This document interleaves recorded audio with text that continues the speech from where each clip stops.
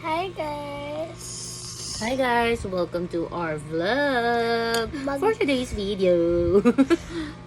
video, kakain kami ng pansit canton ni Kia. Nag-crave kami.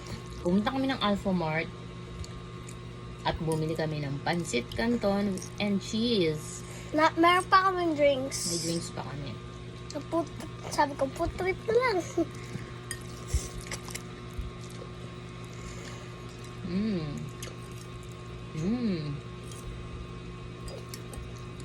Binili na namin cheese yung taga 20 pesos. Yung maliit lang. Maliit lang siya. Oh.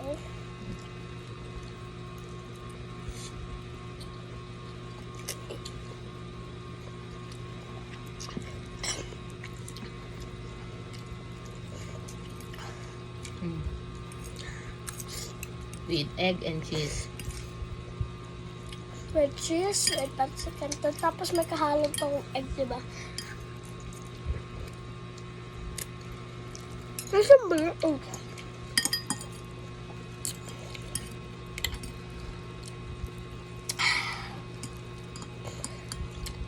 Pakita mo yung nanay mo.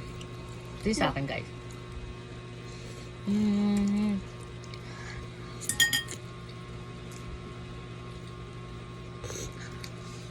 Kunin mo yung drinks natin. Kita nyo yan? Sarap. Nag-low carb na ako, pero dahil nga meron ako ngayon, parang nagkikrave ako sa something. Nasa taas na ako. Gusto namin ng pansit canton ni Kia.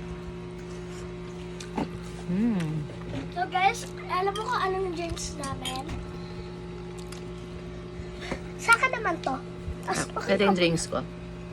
Sa akin ito. Kasi ito, alam mo kung anong flavor?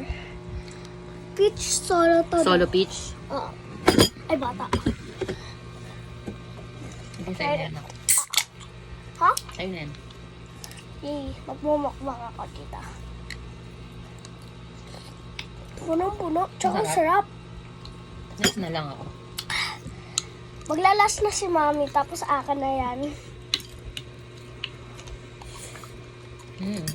Sobrang sarap.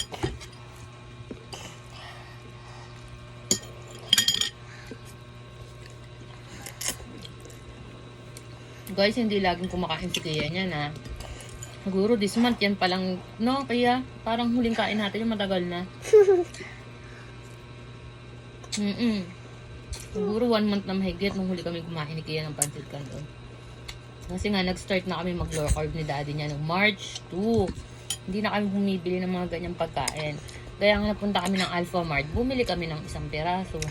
Kasali ako doon, nag-low carb na ako.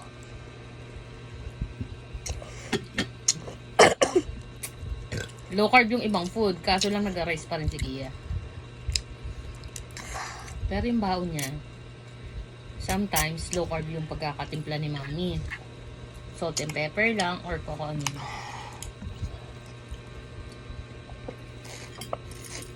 Ala, huwag mo nang kainin to yung nabuo yung ano, ha. Salty na yan, eh.